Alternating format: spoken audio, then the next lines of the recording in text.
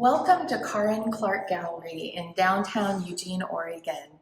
I am thrilled and privileged to be hosting this amazing exhibit that people are going crazy for. It's 4 outstanding recognized Northwest artists, including Claire Burbridge, Matthew Dennison, of course Olga Volchkova, who's here, and Marjorie Taylor, who's done the three-dimensional work in the show.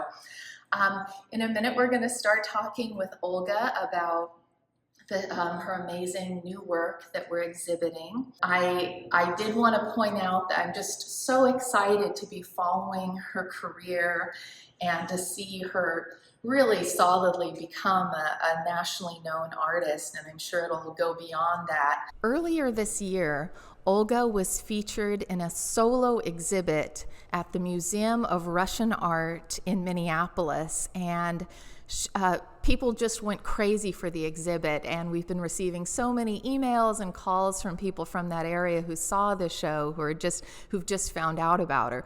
We, of course, have known about her much longer in this area. She had an extensive exhibit at the Jordan Schnitzer Museum of Art at the University of Oregon here in Eugene. Her work has also been shown at the Schneider Museum in Ashland, Oregon. Her work is held in museum and many private collections as her fan base is growing, and I'm one of her biggest, or should I say biggest fans? But I think that would be safe to say that I'm among many. Anyway, I wanted to first just welcome Olga. We are so lucky that she lives here in Eugene, Oregon. I'm completely spoiled, and she is here today to tell us about her new series. And first of all, welcome, Olga. Many of these pieces in this show are being shown for the first time, but there are also some that have been in the recent show at the Minneapolis Russian Museum of Art. So I wanted to just first ask you about this new series and your idea about this new series. Hello, thank you, Karin, for such a nice presentation and kind words. And I want to talk a little bit about this new idea of this current show, which is a group show. But originally it started as a series of paintings that I started as an idea of painting plants with animal names. Like, for example, foxglove. Foxglove is very common flower that actually blooms right now all over Oregon. Very tall, kind of slightly arching flowers, very robust. And it's known for, also called digitalis, because the shape of individual flowers look like symbols, so you can put your finger inside of it. But actually nature made them for pollinators as bumblebees. So for bumblebees it would be the most comfortable entranceway to get pollen. So digitalis is also known as a heart medicine. So this fox is embroidering heart medicine made straight from digitalis or foxglove. This is one of my favorite pieces. I think it's just incredible, and I know that you have to do a lot of research before each piece and a lot of planning to make, I mean, it's just kind of beyond belief flawless and so clever and so beautifully done with so many elements. I'm assuming that you, and I know I've seen that you always start with a drawing and you work out the composition and all the elements, and I assume a lot of research and kind of going deep into the plant and the history, I know, and then, just so much time in the painting. But I don't know, is there anything you'd like to add to that process?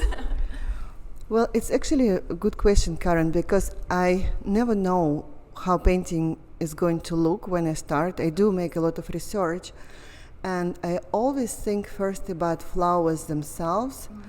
And so this one I just started by making a direction of arching flowers, and I thought, oh, that's such a good composition. And then fox went in the middle. Okay. Because you cannot really see them straight, they're always arching because they're so heavy with blossoms.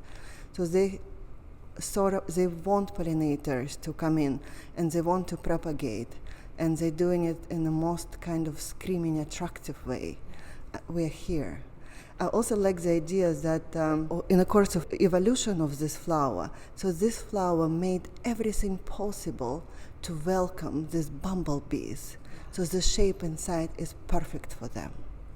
Yeah, you can absolutely. They're very seductive, and you want to crawl in there just like these little spiders have. And these are so enchanting. They really have to be seen in person. Like, there's people who've been following your work online, and then you should see their faces when they see them in person. I know that's true with all art, but especially with Olga's, because you just need to get close to these pieces and see the masterful painting. It blows my mind.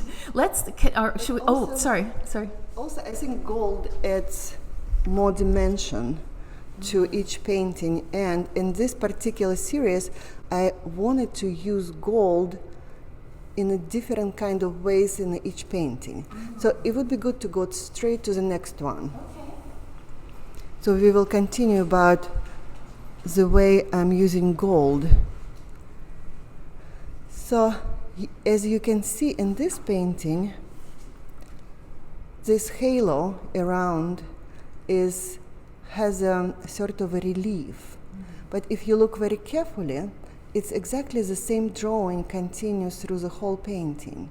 Just part of it in a gold relief and part of it is painted. I think that's one thing that feels special about this series is there's a lot more relief and carving work, it looks like to me, with that gold. I remember there was, we saw some of that in your last show, but it's been a beautiful development to see. Thank you, Karin. It's so beautiful. It's something I'm always experimenting with, and this particular, it's two paintings, they're very similar. This one calls Fawn Lily, another one calls Rattlesnake Plantain, and so they are very similar in the sense of a pattern inside. It's kind of animalistic pattern of leaves themselves. That's what attracted me in these two plants, because it's so close to being pattern of animal skin or fur. This might be a nice chance to kind of show some relationships with the other artists' work. This is a piece by Marjorie Taylor, and it is actually a fawn as well, and so we've placed it. I like how they look to each other. Yeah, so they're kind of companion. Yes. I also like the way Marjorie expressed the spots in the fawn. You can see she added like little pearls for that. Yes. But in my painting, I used fawn, also the same dots, but in a different expression. It's kind of a pattern of her hair. Because I didn't want to add animal itself, I just wanted to kind of create the presence of that animal. That's why you see the tracks of fawns in the painting if you look really, really carefully. Beautiful. So next painting is, I want to talk about this one called Rabbit Foot Clover. So rabbit is animal in this plant because the shape of a flower looks like rabbit tail, like furry rabbit feet. Yes. I love that. And it's in nature.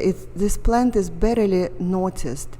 It always grows on the side of the roads. Mm-hmm. So it's the first plant that takes all pollution into itself and cleans it for us. Can you tell me about the idea of these figures down here? I just feel like this plant is so important, but barely noticed, but we should notice plants like that and what they're really doing for us. That's why we have to praise them. Yes, which is exactly what you're doing with your work. Yes. You are canonizing plants, you are celebrating these things that we might take for granted, that we don't really understand how much they're doing for us. We might just step on them as we're walking on Absolutely. a path, but they have a purpose, and they are something to be revered. And that's another layer of your work I love. This is one of my favorites. I love this piece. Thank you, Karin. Oh, here's the companion so that's a piece. companion I was talking about, rattlesnake plantain. You can see the same idea, and you also don't see the whole animal like rattlesnake in this case, but you can see rattlesnake hiding inside of the rattlesnake plantain. I'm so thrilled that the person who purchased Fawn Lily also purchased this piece. So Me they too. will actually get to live together. Yes, they will live together. And often it seems like your collectors are willing to lend their works to your museum exhibits from time to time. And so it's wonderful to know that some of these might get to be seen in future exhibits. For sure. But also really enjoyed in people's homes. They're very lucky. Yes. Most old people who buy my paintings are very nice. They have good taste. Okay, what's next? So next cluster of paintings, I will just say the names first.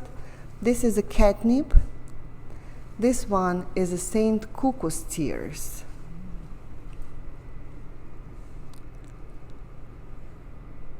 Next one is the Saint Cat Tail. And you can see the cat tail right over there. He's hiding. There's lots of surprises, and you've really got to look at these for a while to find all Yes. the little clever Connections. Yes. And next one is a crab apple. With the underwater. Yes, this one is my first underwater painting, because I thought, since it's a crab apple, and it's called crab apple because the shape of the tree and the way it grows in branches also, they remind like a crab's legs. So they're very rough and also have a very sharp thorns. Cattail, I always feel, at first I love cattails in nature, the way they look, especially at the sunset, because they're glowing. They're usually glowing. For me, they are like that's my kind of a church, because they all have sort of nimbuses. It's amazing how you painted that glow. I just have to look at it and think, how did you do that? And it amazing. creates like shelter for a lot of animals. In this case, you can see otter and dragonfly, and also some bigger animals just kind of walk there and hide, so they won't be noticed by predators. But also for us as humans, the plant is edible, the root of the plant, and also people were making roofs out of stems, and shelters, mats, and pillows, and basically whole houses could be made out of this plant. Cuckoo's Tears, just very quickly, I was mostly attracted by the name of a plant, and I also really wanted to investigate how cuckoo bird looks itself. So you can see I basically painted the wings look exactly like cuckoo's wings, and she lives in the woods. And why cuckoos cries? We always think about them as birds that lives eggs in the nest of other birds, but as a result, they all are orphans. Maybe that's why they're crying. Oh my gosh. Now I'm going to have a little tear here. And so the saint cuckoo, the saint itself, so she collects these tears into her basket. And I just love her expression. I mean, it's completely that, like, after you've been crying and you're kind of have just wiped it's your still tears. Kind of wet. Still kind of wet. I mean, yeah, you've painted that so beautifully. And let's go to catnip. Catnip, I had the pleasure of seeing you finish. I mean, these are all new paintings, but this was the last one on your easel, I believe. Yes, that was the last one from this series for this show. And I have a cat. Yes. And my cat always have such intricate positions when she sleeps. So for a while I was observing her because she's always next to me. And I was thinking, it would be so fun to paint my cat in all these different positions. So that was pretty spontaneous painting. That's amazing. And catnip, of course, I have catnip in my garden. And my cat likes to visit catnip as well. Okay, let's go we're not seeing everything up close, but we're trying to catch most of it. And again, if you can see this show in person, and because it's very hard to capture all the texture and detail, and then there's also a nice written panel that Olga has written to go with each piece, and so it really warrants a little time spent in the gallery. Olga, this is such a beautiful painting. I know I keep saying that, but every one I'm like, maybe this is my favorite. Tell us about the Larkspur. So Larkspur blooms in the end of April in Oregon, and it's already like full-blown spring. And the color, I was always attracted by this absolutely blue cobalt flowers that are glowing in the woods, because they mostly grow in the shade, so you can see them right away. They make the shade so bright. And of course, larks are known as beautiful singers. So all that movements of the flowers and larks, so flowers themselves, I was thinking about them as birds or butterflies. So somebody with the wings, somebody who's floating, flying in the woods. And also, always feel like these flowers wanted to say something to us or to communicate with us. Like angels, they have this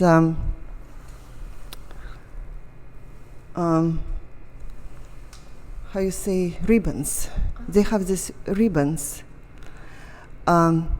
attached to their hairs. And in iconography, they called gossips, because angels, they don't have ears, they don't have eyes, they don't have bodies, but they have these ribbons, gossips, that can hear all our thoughts. Same with these little flowers. I think they have special powers. Yeah, they seem very magical. So beautiful.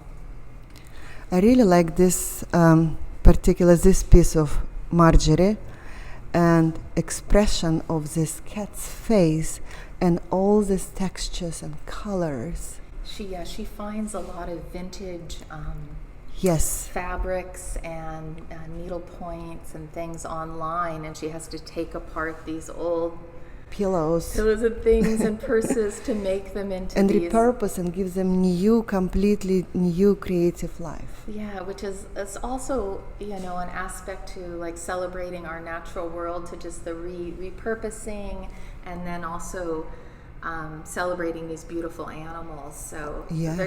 There's lots in this show. We're just giving you a taste. Here's sorrel. So this is Saint Sorrel. Here in this part of the world, you call it sheep sorrel, and in Russia, where I'm from, we call it a horse sorrel. It's pretty much the same plant, just slightly different names. So I decided to paint both sorrel, both sheep and a horse as a saints for this plant, because they both eat this plant, they both love this plant.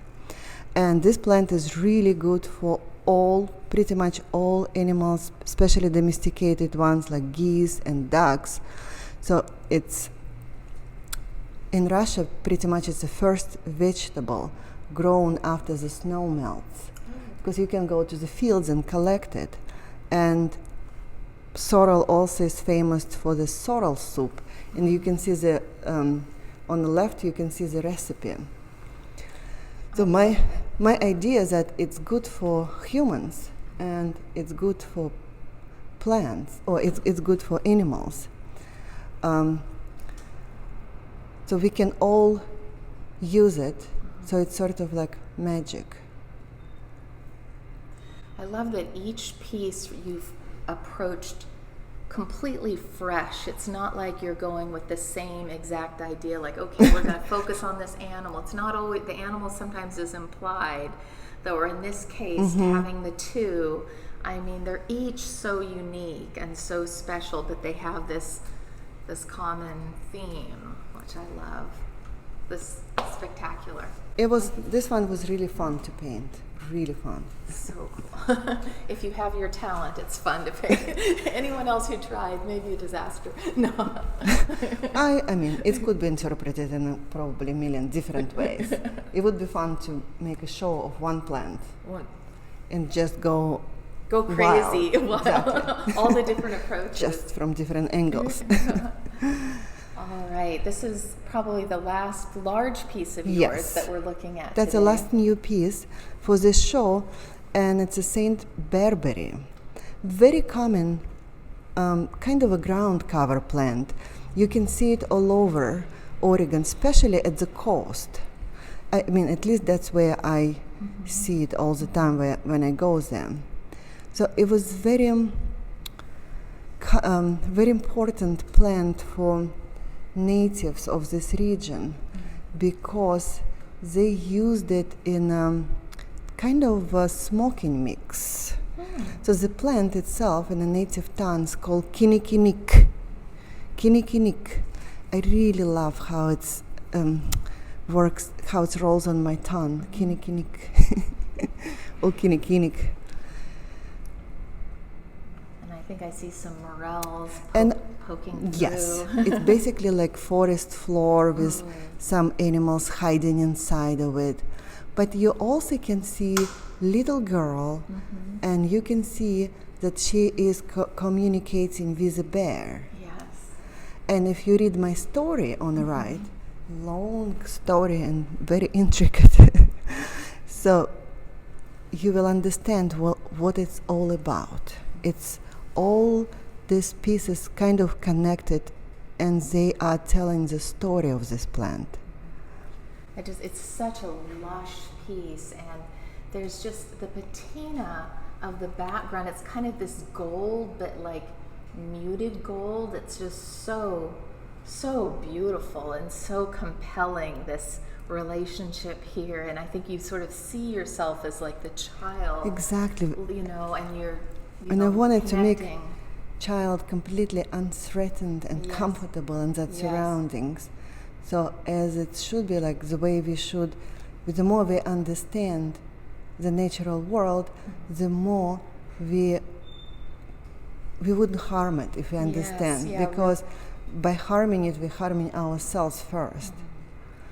Yeah, like looking at the world like a child, you know, just completely innocent, and just you know, how we, appreciate, and and it's reverence. Exactly, like child is a gift, but whole natural world is a gift as well. Yes, love this piece.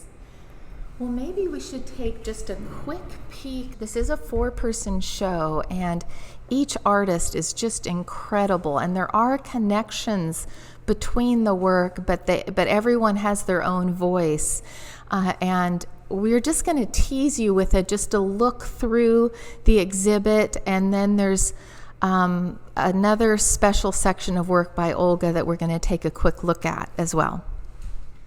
Work by Matthew Dennison.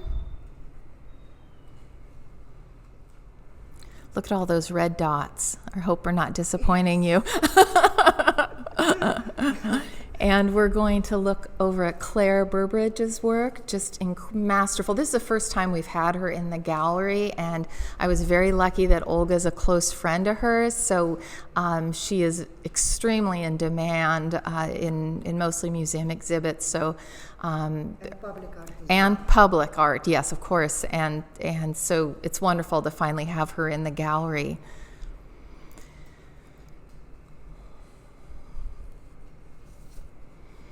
And we have shown Marjorie Taylor's work before, but this is the most work we've had of hers before. She a lot of times refers to her work as vegan taxidermy.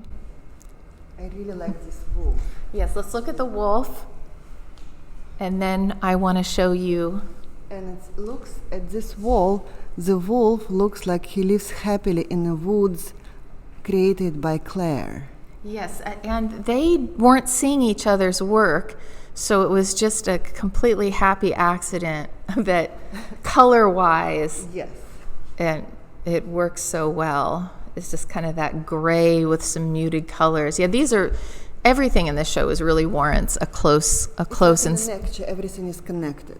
yes. And again, speaking of forest floor. This particular piece is absolutely magnificent. It's incredible. It's sold as well, but you can still see it. This week and next week. Yes, this exhibit goes through June 22nd, which is a Saturday, so you do not have much time.